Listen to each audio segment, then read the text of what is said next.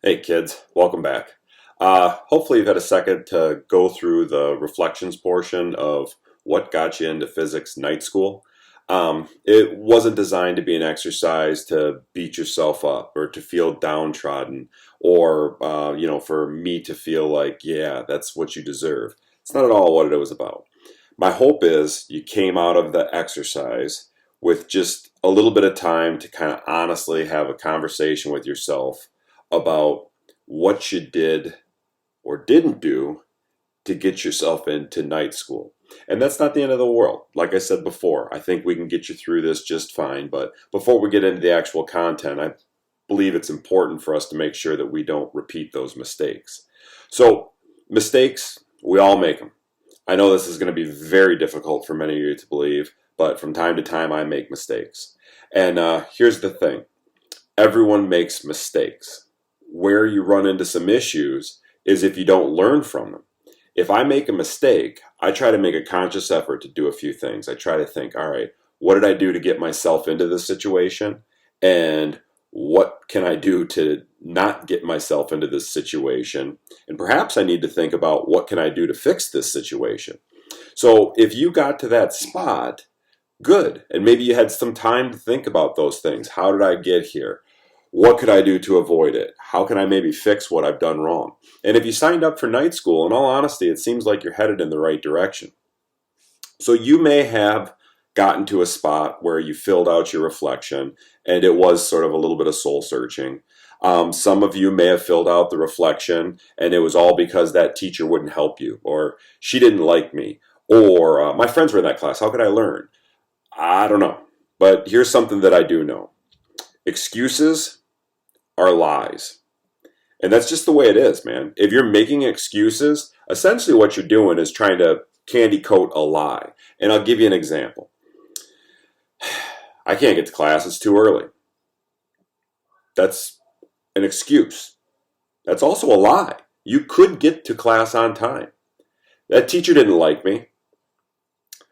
Even if that was true, big deal. If you're saying you couldn't pass a class because your teacher didn't like you, that's not an excuse. I suppose it's an excuse, but really what it is, it's a lie. It was too hard. Did you put forth enough effort? Are you making excuses? Are you just giving me a lie? So sometimes reasons occur. Cash, I was in a coma and I couldn't come to school for 6 weeks. That is a reason. So you got excuses or lies, you got reasons. How can you tell the difference? Well, here's a little exercise I do with myself. If I were to say, I've got a briefcase with $1 million in it, if you can get this done, could you find a way to make it happen? If your answer is yes, yeah, I could get to class first hour if you gave me $1 million. Well, then if you were saying you couldn't get there on time, that was an excuse. That was a lie. If you just didn't have enough motivation for it, well, that was probably an excuse. That was a lie. Now, however, if you find yourself in a situation where it didn't matter if I had $1 billion waiting for you on your desktop, you could not have achieved that task, and then that may have been a reason. So there's a difference between excuses and reasons, and sometimes I think kids muddy those up. I understand things happen, but more importantly, you need to understand things happen. And you need to understand, are you kind of coming up with excuses here that's really just making some lies to try to cover your tracks to make it look like it was just out of your control? And that's sort of another thing about responsibility. There's a few things I know in life, and one is you can really only control your own actions. And if you can kind of understand that and work with it, it's going to get you a lot farther along. I can control my own actions. I'm in control of myself. I'm not just a leaf in the wind that things happen to. If you take that mindset with really nice about anything you do, I honestly believe you're going to get further along. So say you take that action, you're a go-getter, you're going to make sure that you get something done, and then you make that mistake. Does that mean that things are over? No, of course not. All that means is, again, you need to learn from that mistake. Have a little bit of reflection. Ask yourself, how did I get to this point? What can I do to not get here again? What can I do to maybe fix my situation?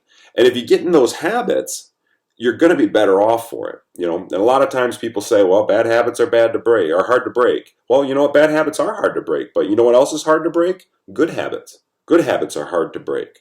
So keep some of those things in mind. So we got to come up with a goal. That's kind of what this exercise was about. And a goal without a plan is a wish. And if you just make a wish and then you just float off through the day and hope everything works out, there's a real good chance it won't. Perhaps it will, but I want you to get in the habit of setting a goal, your wish, and making a plan to get to that goal. So don't just come up with a goal, I need credit. Also think about your plan. And then the other thing that I want you to keep in mind is, once you've made a plan, after you've made your goal, what do I want? How am I going to get it? Understand that you may need to revisit that. And that's okay. If you don't check back on that, then it wasn't that important. You need to look back on your goal from time to time and make sure that you're headed in the right direction to get there. So what happens if you're not? I'm not headed towards my goal. You have to make changes. And that's not failure. That's just the way the world goes. I mean, I would actually applaud people who are flexible enough, revisit their goals, and find ways to just tweak things to make sure that they do stay on track. So if in the past you've waited till the very last minute to double back to see if everything's okay, you may have waited too long.